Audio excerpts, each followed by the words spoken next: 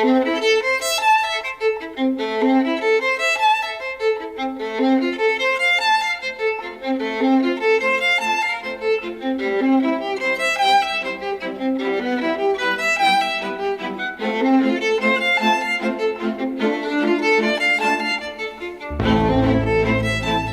is Where We Live from Connecticut Public Radio. I'm Lucy Nalpathanchel.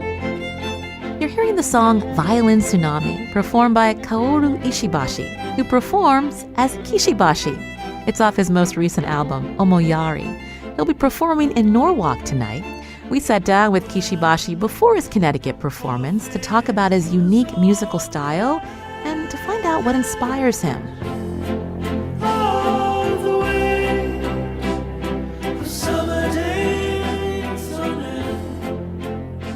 Kishi Bashi is Japanese-American. In his most recent project, Omoyari, he focuses on a painful chapter in U.S. history during World War II, when more than 120,000 Japanese-Americans were incarcerated in camps as a response to fear of people of Japanese descent after the bombing of Pearl Harbor.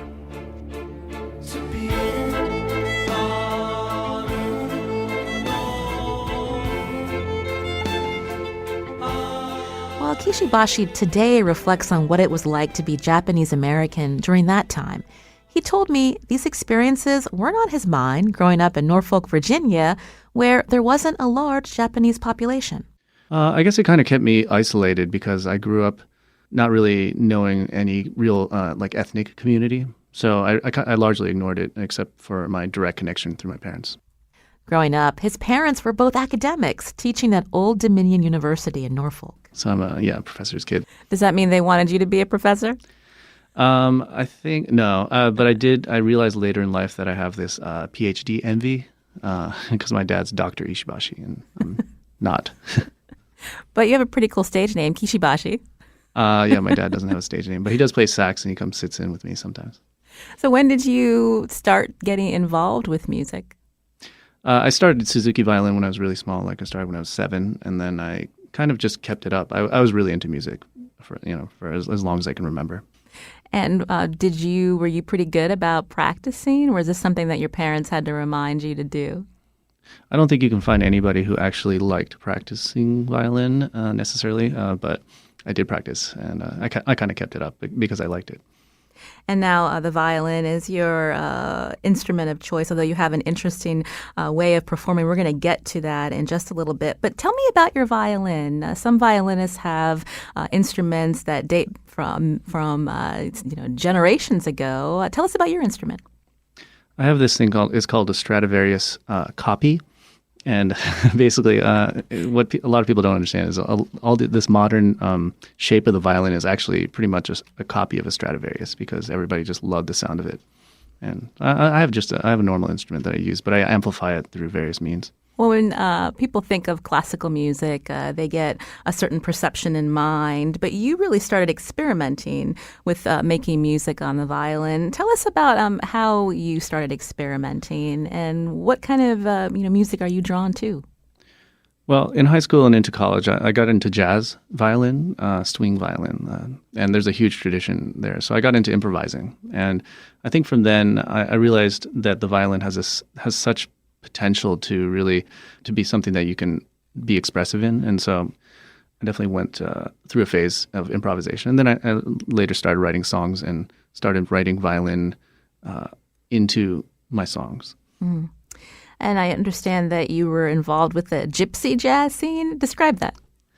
Gypsy jazz is this let's see. Jazz started in America, really, but then got adopted into Europe around 30s. And Django Reinhardt, who's this famous gypsy jazz guitarist, and Stefan Grappelli were in Paris and created this style of kind of eloquent swing jazz that's still pretty popular today. And it's just a fun way to play a violin. It's a way it's easy to get into, to improvise, and so it's fun. It's for everybody. It's not too heady or cerebral like modern jazz. How did your parents respond to you as you were making music and being drawn more into being a violinist? Well, they always knew I loved music of course, I went to engineering school first, but and I'm sure, as most Asian parents would be disappointed in their kids going into the arts, I think they knew that I love music so much that I got their blessing pretty early on. I hear you. My parents are from India, so they weren't too pleased when I wanted to become a journalist, but they got over that eventually. Okay. But let's talk about your solo work as Kishi Bashi. I understand at one point you were playing with Of Montreal, but in most recent years, tell us about the work that you're doing. And really, you are the band, your violin as well as some of the looping that you do. Describe that to our listeners. Well, when I was touring with Of Montreal and actually playing on some albums, I got pushed to be very experimental as much as possible. And I think what I didn't realize is that my violin, as my main instrument, had all these untapped sounds that I had access to via looping and all these kind of things. And I think in a need to become a solo artist, I really pushed myself to create a unique sound that would help me stick out. And I think that shaped the sound, was the beginning really of Kishi Bashi. If you've heard Kishi Bashi's earlier music, it sounds like he has a full ensemble playing with him. But often he's creating those layers of sound himself, like this live performance of his song Manchester from his first album, 151A. This performance was in 2016 for NPR's All Songs Considered.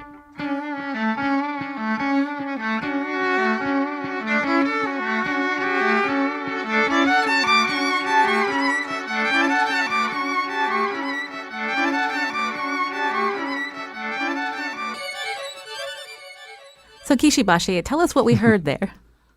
That was a live recording that you guys found somewhere. It's a little scratchy, but basically what I'm doing is I'm playing over and over myself.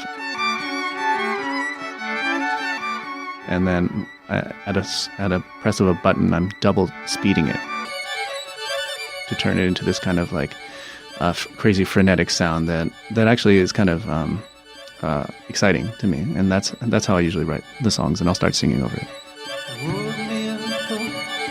I hid the last page. I didn't even look. I think I locked it in a cage. Wrote enough, 'cause everybody likes to read a novel. It started with a word, and it started pretty well. About a rare and fragile bird that I couldn't even spell on the tape. This technique is called live looping. So at a Kishi Bashi performance, you'll see him playing his violin. In front of him, he has an array of looping pedals. He's able to press buttons using his feet to record and then play back the music while creating and looping additional layers. Some of the buttons enable him to manipulate the sound, so when he presses a button for double speed, the pitch jumps higher, like in the song Manchester. This all comes together, allowing him to create a full orchestral sound.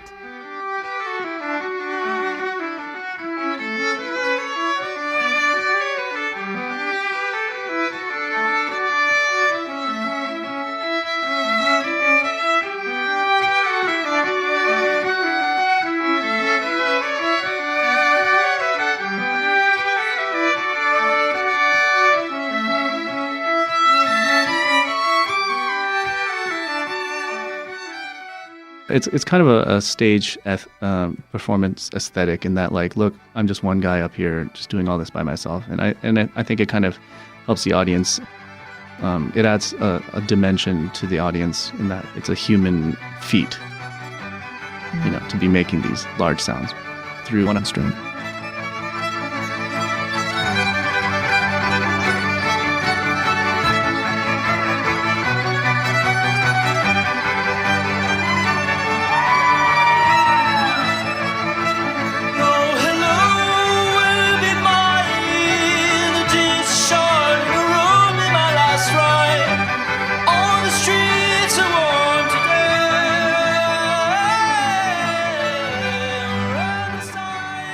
You can see a video of this song being performed on our website, wnpr.org/where we live. This is Where We Live. I'm Lucy Nalpathanchel. I'm talking with multi-instrumentalist and singer Kishi Bashi, who's in Connecticut tonight for a performance at Norwalk's Wall Street Theater. He's got a new album. I asked him to explain the title. Omoyari is a Japanese word. It's about having compassion or consideration for another person, like even a stranger. So it's the kind of thing that if you keep this close to your heart, it's a way to kind of help society be better or to help people in need. In this album, Kishi Bashi performs with other instrumentalists and also brings in his looping style from his solo work. Before the album, Kishi Bashi started crowdfunding for a documentary film also titled Omoyari. That film looks at the struggles endured by Japanese Americans when they were rounded up and sent to internment camps during World War II. Now, no members of Kishi Bashi's family were incarcerated during this time. He says the album came together during the process of filming this documentary. The film kind of encompasses writing songs as I traveled America and the world, first through internment camps and various sites that concern, I guess, minority identity here in America. It's really an effort to kind of figure out how American history has been taught and how we can challenge it. Just a couple months after the bombing of Pearl Harbor, President Franklin Delano Roosevelt signed an executive order in February of 1942, which allowed the military to round up Japanese Americans, from children to the elderly, and send them to camps in remote locations in the western part of the United States, states like Wyoming and Utah. 2/3 of the people interned were American citizens. I asked Kishi Bashi where he started his journey learning about this history. Well, I started with a West Coast trip. I actually joined a bunch of Brown University grad students and did a West Coast trip of all the internment camps there. And I think what it kind of taught me was that it's difficult to kind of see it just names and dates. It's really important to kind of go back and really empathize with what kind of people they were and how human they are and how we're actually very close and related to how they would have reacted and how they would have, felt that kind of discrimination. And I think it's that's kind of how it started, and it's really evolved into this larger piece about what it is to be a modern citizen. Describe what that was like for you as someone of Japanese heritage. Yeah, so my parents are actually post-war immigrants, so they weren't incarcerated, but it's basically the idea that this could be me, if it was in a modern context. And in a contemporary way, it's also the kind of othering that was happening back then is happening now. And it's very dangerous to otherize people and to be very tribal. To think of protecting only yourself is something that's extremely dangerous. And it's very easy to fall into that fear. Tell us about some of the songs on this album. Let's start with F. Delano. The Delano.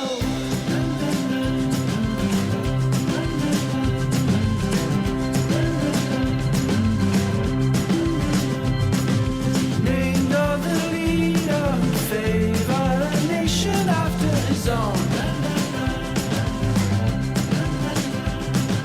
Into the desert he pushed all the lips, he wasn't alone. Speech with a fury, sentence with no plan ahead of you. Without heart, the winning hand for any man or child.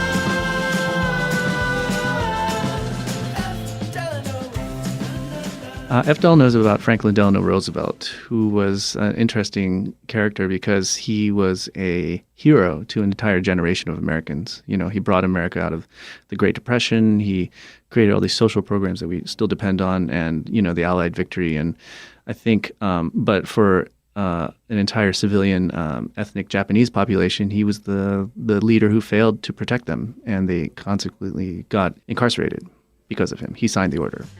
In the desert where no one should live, it wasn't our home. And in the winter our sentence was stiff, we froze to the bone. And I think it's interesting to me because, history is complicated. The history fighting to settle it. Was he right? It's like he could be heroes and villains. Those are easy ideas for children. But I think as adults, we need to look at how nuanced history is.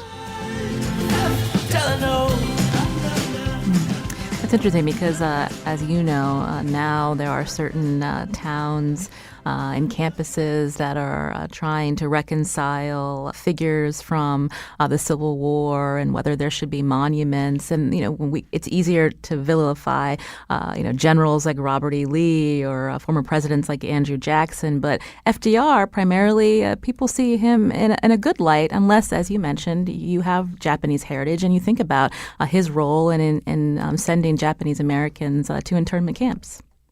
Yeah, I mean, his role was really he succumbed to media hysteria and prejudice, and so he failed as a leader in that aspect, and it was a mistake.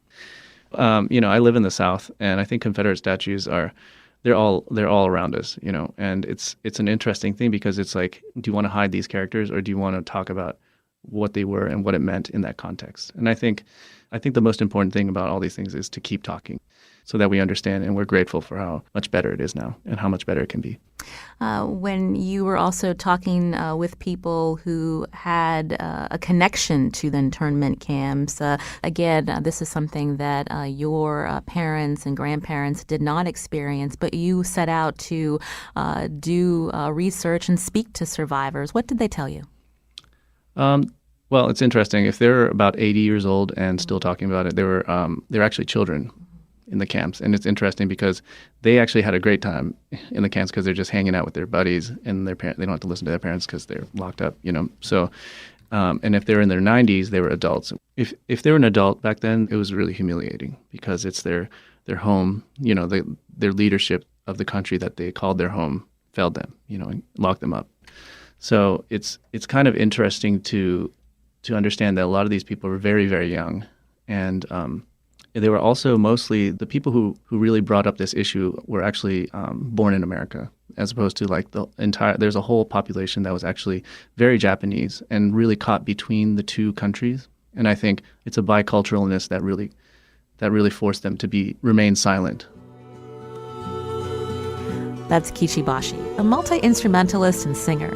Coming up, we talk more about his latest album and hear some of the songs. This is Where We Live. I'm Lucy Nalpathanchel.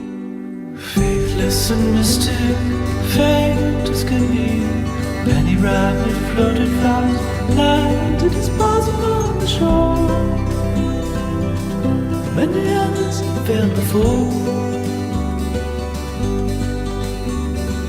Waiting was summer bare, eyes to the sea. Fingers on her violin, playing for butterflies and bees. A little shaky at the knees.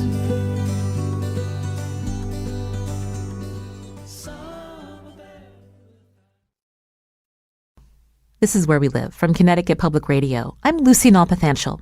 I'm talking with multi-instrumentalist and singer Kishi Bashi, who's in Connecticut tonight for a concert in Norwalk.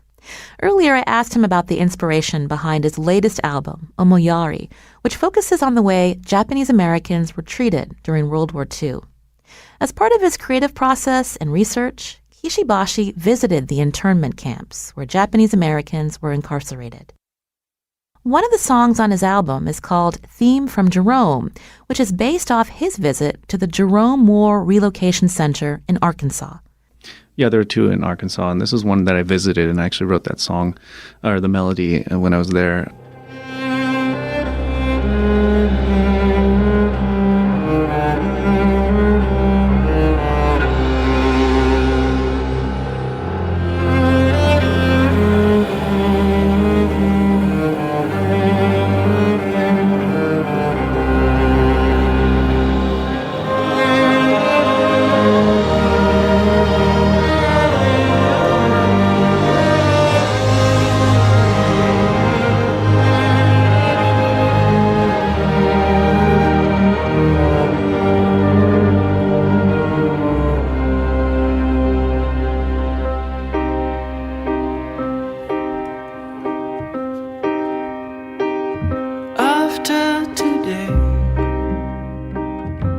The song's kind of about assimilation and the loss of language, the impossible situation that an immigrant might be forced with to make a better life for their children by having them only speak English and not their native tongue, or being forced to suppress that culture, which could be the case for a lot of vulnerable minorities in this country today. We fight the war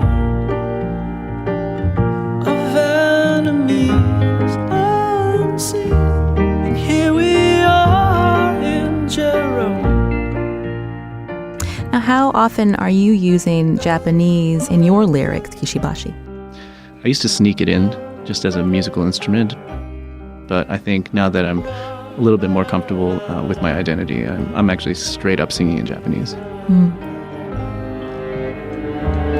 悲しみ触れても新たなる日心とのよ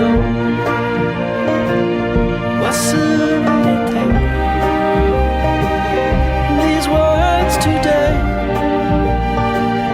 How many times I'd smile If you'd remember me in the song That theme of assimilation, it's not uncommon for some children of immigrants to either be, there's parts of their parents' culture or grandparents' culture that they might be embarrassed about, or maybe being hesitant of speaking their parents' language.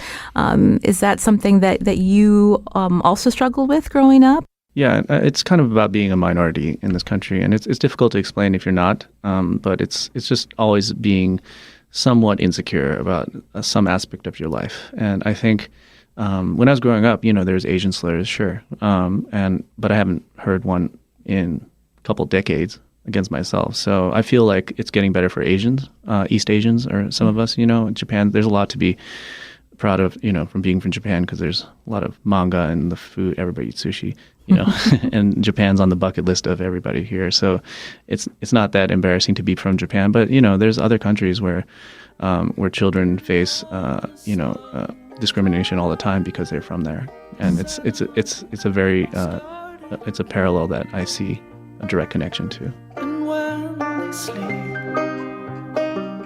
she'd sing this melody to her beloved sons, forgotten words from Japan.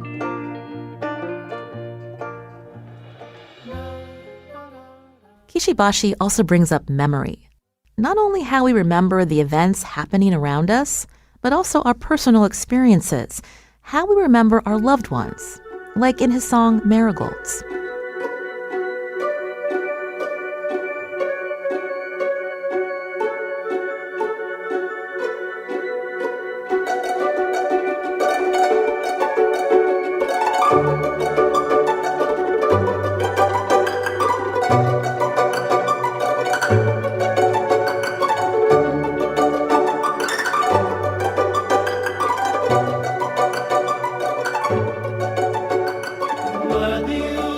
It's about memory.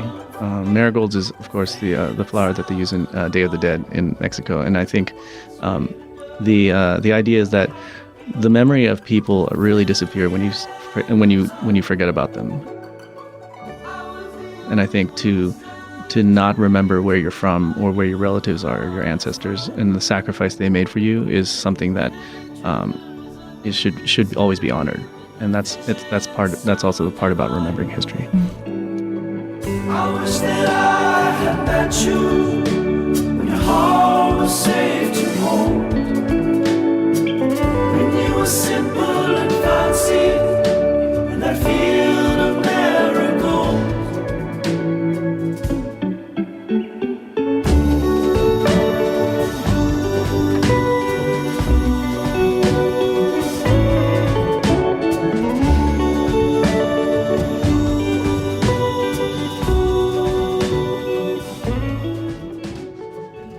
As we've heard, Kishi Bashi created this album by drawing on history. But we couldn't just talk about the past, given the rhetoric in our country today.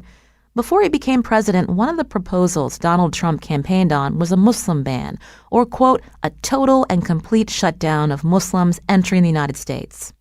Here's Donald Trump talking by phone with George Stephanopoulos on ABC's Good Morning America back in 2015. You're increasingly being compared to Hitler. Does that give you any pause at all? No, because what I'm doing is no different than what FDR's solution for Germans, Italians, Japanese, many years ago. So you're for internment camps? This is a president who was highly respected by all, he did the same thing.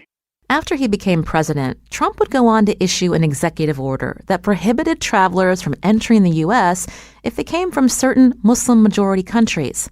I asked Kishi Bashi how contemporary rhetoric and policy influenced his album's focus. Yeah, the reason why I started this project was because of the kind of Islamophobia and the anti-immigration rhetoric that was coming out of the administration. Ultimately, there was a direct parallel to me to Executive Order 9066, which had happened 76 years before. History, for me, in this case, is such an important lesson, especially when it concerns lives today and people suffering. And I think to not understand the legacy of that mistake, what really led to being so callous and not compassionate, really, to minorities or to immigrants. And I think the main goal for my movie and for this album is really to kind of encourage people to really step forward and think about empathy and having compassion towards people they don't understand. A lot of the album, Omoyari, deals with somber themes, but when you're listening to the songs, you can't help but be drawn in because of the beautiful way Kishi Bashi sings, like in this song, Summer of 42.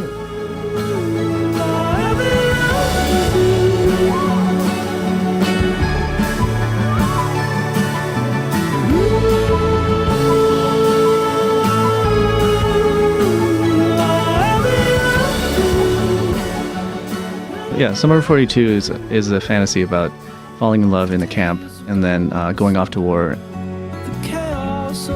and then ultimately coming back and then she's not there. And I think the idea with history in general, writing or making art or writing songs about, is that you can't just go and look at the dates. It's and the facts. It's about creating a story so that people can actually put themselves in that situation. And I think falling in and out of love and desiring is something that is universal.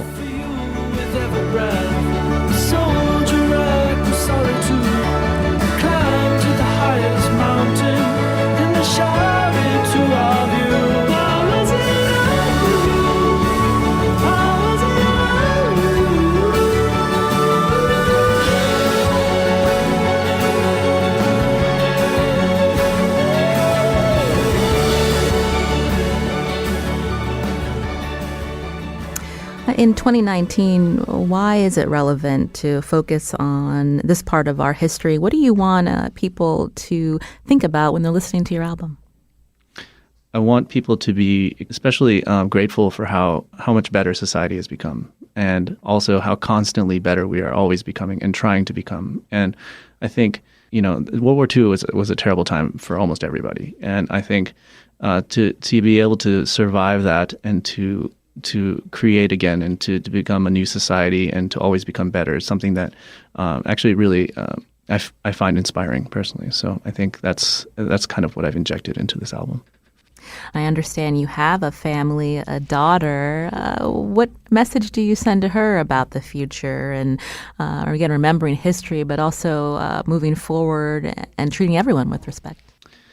Yeah, with my daughter, I have a 13-year-old, and I'm actually, I'm actually very optimistic about the future because, I see her generation as being more empathetic and more compassionate than mine, was in the past. And I think when we're headed in that direction, it gives me a lot of hope to see the next wave of citizens being people who can be more inclusive, more supportive of diversity. And that's something I think the country is really changing right now, and it's something that's can be fearful, but it can also be very exciting.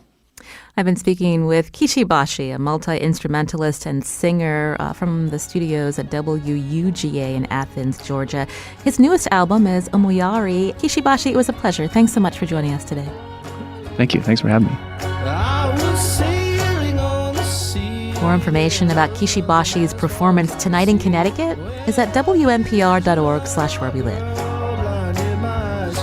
I'm Lucy Nalpathanchel. Coming up, we hear about a musical project in Connecticut that aims to bring people together. That's after the break.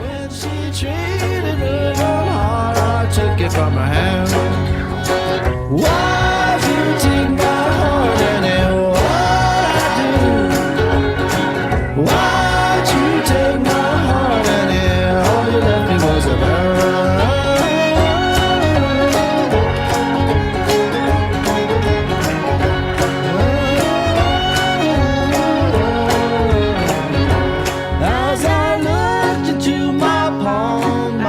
was swallowed by the vision that I saw in this pearl of perfect while I saw us together in a union of the light. When I looked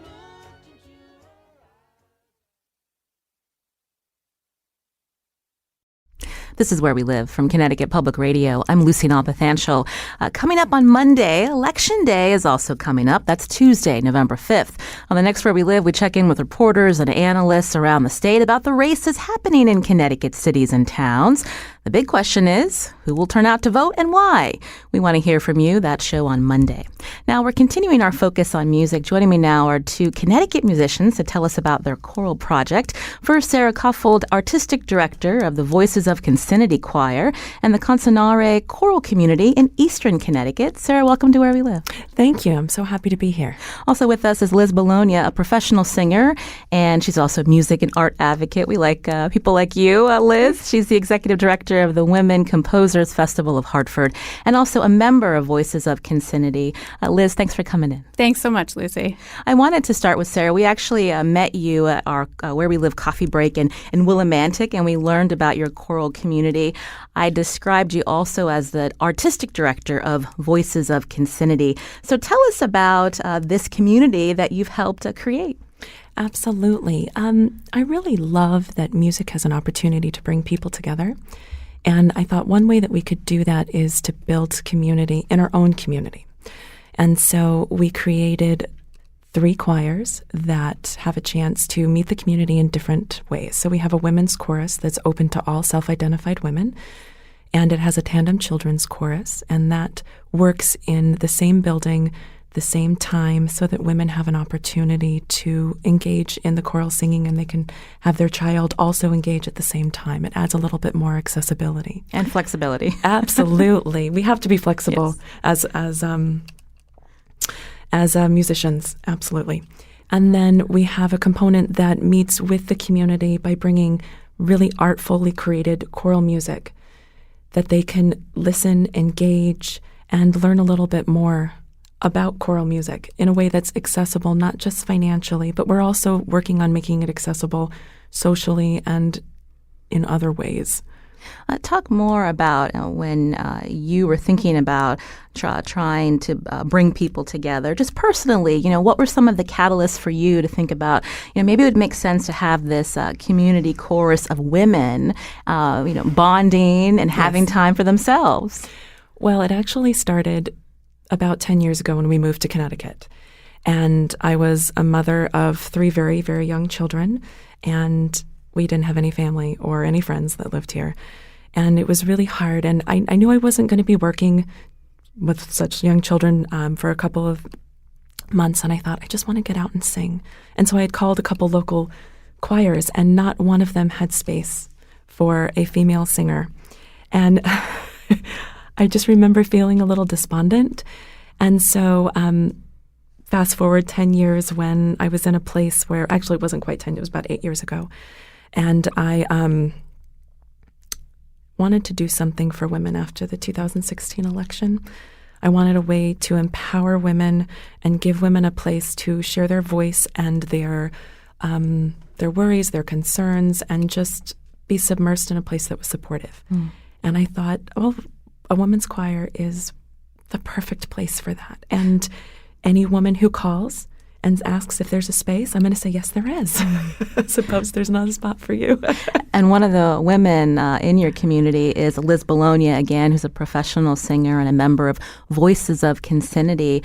So tell us about, what brought you to this group and a little bit more about some of your members. So I actually, I knew about the choir because I had known about Sarah. She had sung with a group that I also had worked with. And some of the singers in the group, as it formed, I knew as well. And so, I go to my friends' concerts, basically. And I heard them and I heard what they were programming. And I went up to Sarah afterwards and I said, I don't know that we actually know each other, but we sort of have traveled in the same circles. And I really want to be a part of this. It was a great sound and I liked what she was programming. And I just forced my way in a little bit. You were welcomed. Really appropriately. But it was something I'm at the point now in my own personal career where I get to be a little more particular about the gigs that I take. So there are a lot of great groups who do a lot of great things with Bach and Beethoven and Mozart, and they're all beautiful and they have wonderful artistic merit. But I'm not that interested in necessarily in those dead white men anymore. I still love them. I'm happy to sing them, but I want something more interesting and more engaging and more relevant right now. And so I glommed on to Voices of Concinnity, and Sarah's been really welcoming in that, I get to make some suggestions without, stepping on anybody's toes. And I can say, here's a composer I like. Maybe we can look at them. Here's, a piece that I've done before. Maybe we can revisit it. So it's just a chance to be a little more hands-on as a singer, which is great. You mentioned again Voices of Concinnity. So that is a 12-voice chamber ensemble, and there are also men in this particular group. Yes. Talking a little bit more about what you just brought up, this idea of not just singing what we think of as traditional or expected. I wanted to ask you, Sarah, last weekend Voices of Concinnity had a concert.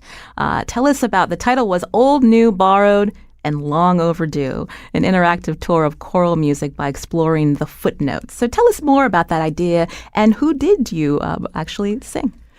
Well, the idea came to me as wanting to explore choral music and the inclusion that is available and not quite available in the programming.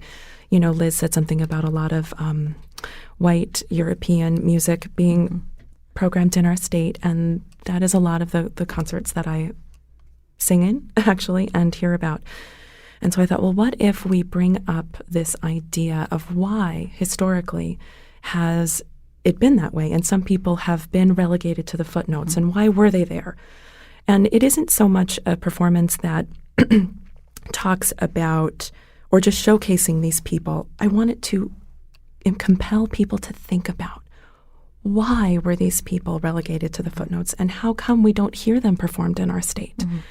It wasn't so much of giving them just a chance. It was showing people that this is an issue. This is something that we need to consider. We talk a lot about appealing to a broader audience as choral musicians and classical musicians. And we can't do that if people don't know that they're going to be able to see themselves reflected in the music that's being presented. So let's hear one of the composers that you profile and perform. This is a composer from the 1500s. Let's hear a little bit of it.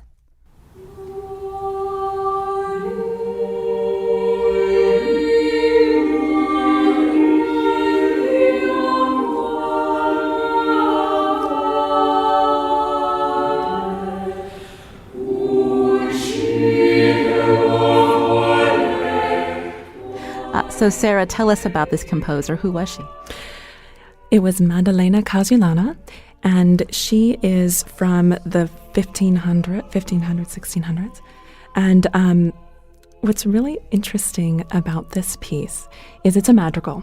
And a lot of madrigals composed at that time really kind of talk about that desire, passion between a man and a woman, and they tried to infuse sort of the act in the music. And you can hear that in a lot of madrigals by her male counterparts. Counterpoints is a musical term. Anyway. That's fair. But what's interesting about this particular madrigal is that she doesn't put any sort of climax in this piece.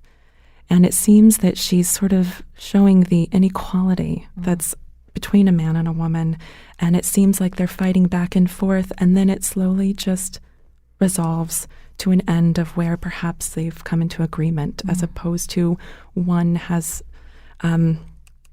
more satisfaction than the other. And so it really kind of is infused with equality even back then. And what's great about her is that she's one of the first composers that sort of considered herself a professional composer. One of the first female composers to say that. And that's kind of exciting. And you don't hear about her or learn about her at all in the music history in school. Liz Bologna, also with us, a member of Voices of Concinnity.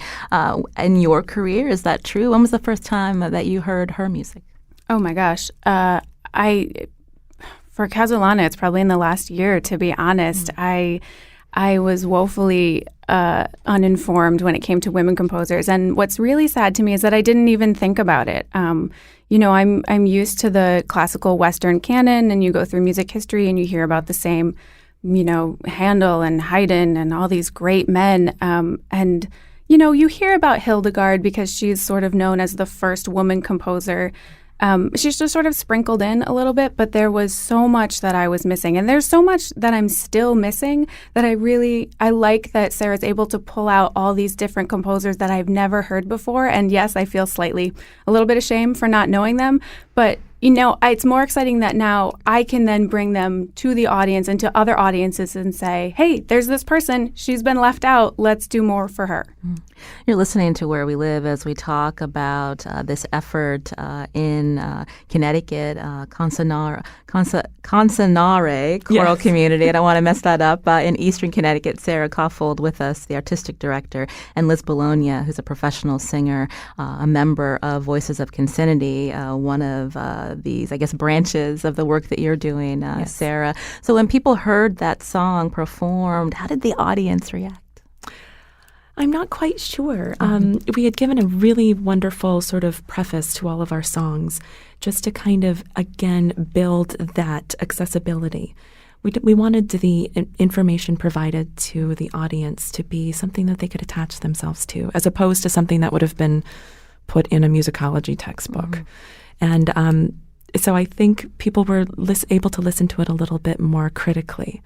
And it sounds very similar to Renaissance music that they would know. And so it's like, why don't we know about Casulana or any of the other female composers that composed at that time?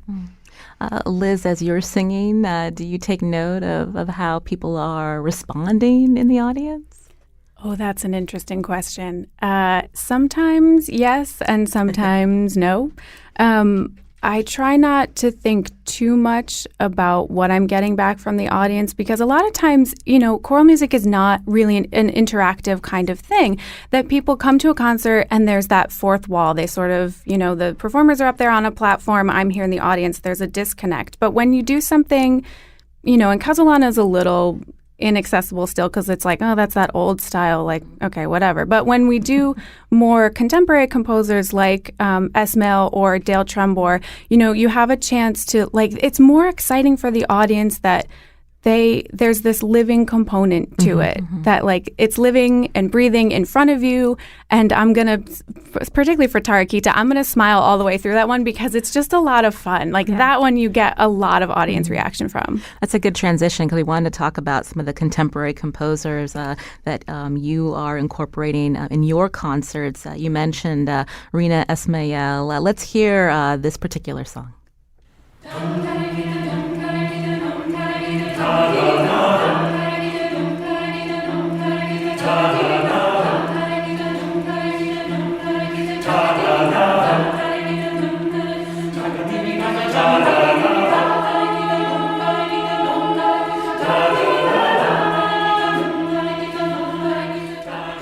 So that's Tarakita, Sarah. Am I saying that correctly? You absolutely are. It's a very interesting song. So tell us about why you chose this. Well, one of the main reasons was I have been collecting new composers sort of in a database. When I come across them through Facebook or pretty much anywhere, I write them down. And I just sort of keep them there because I want their music to be included and to give it life. And so Rina Esmail was one of those composers. Someone had said, a friend from Yale had posted, "You need to know this composer." And I said, okay, and I'm going to know this composer. Tell us about her. Well, she is a composer that works between the worlds of Indian and Western classical music and tries to bring people together in the creation of equitable musical spaces. And I thought this was really interesting. And so I started listening to her music. And what took me to this song is that she takes tabla, which is a North Indian drumming tradition. And what it is that each drumming sort of percussion has a syllable attached to it. And so these syllables are sort of connected into sentences. And that's kind of what this song is.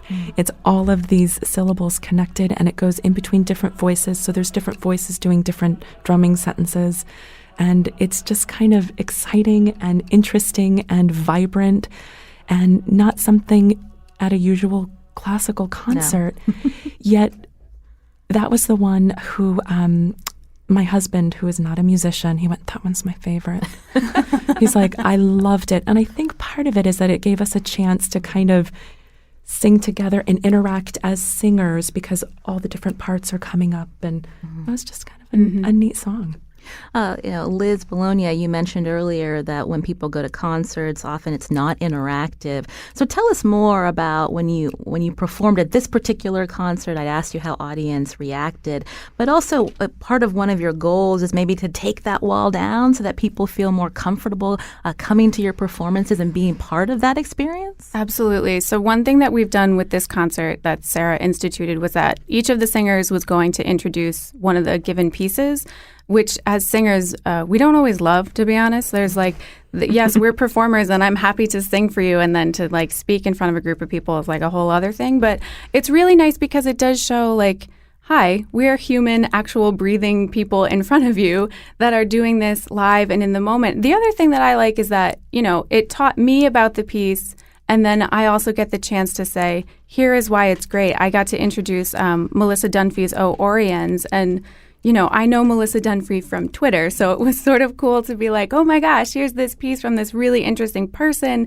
And it gives a chance for the audience to take a moment that is not them concentrating on the music and feeling like they have to get this thing out of it. I can say, here's this piece, and here's something to hang on to or something you might not know about it and that you might find as the piece progresses. So you have this thing that you can give the audience that they can look for during the performance rather than sort of sitting there being like, okay, that happened.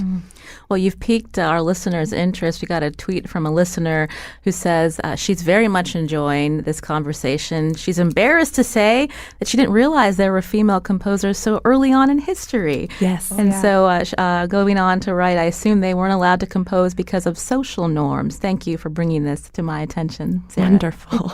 Yeah. I mentioned this performance. You're going to be doing it again, Voices of Concinnati, the old, new, borrowed, and long overdue. Sarah, what can you tell us about that performance coming up? Absolutely. It's going to be in Hebron, Connecticut. So we're a little bit south, west of where we are based out of, which is in Storrs, Connecticut.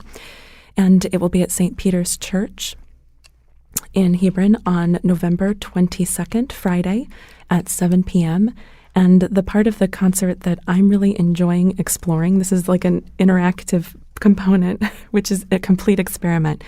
We're asking the audience to sort of vote on where they think this music is categorized, whether they think it's new, old, borrowed, or long overdue. And the idea behind that is to get the audience to interact and think critically about this music. And what is it about it that would put it into the long overdue category? And it was really interesting. We had a number of people fill out the survey at the last concert, and it was interesting to see their responses. But the thing that I loved the most is that they had an opportunity to tell us through the app what they liked most about this performance. And it was really interesting to see that variety was what people were excited about.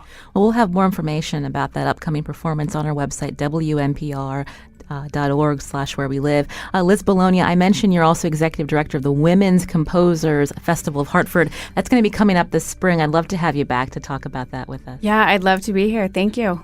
I love speaking with you, Liz Bologna, again, also a member of Voices of Concinnati, and Sarah Koffold. Thanks so much for coming in. Thank you. Thanks, Lucy.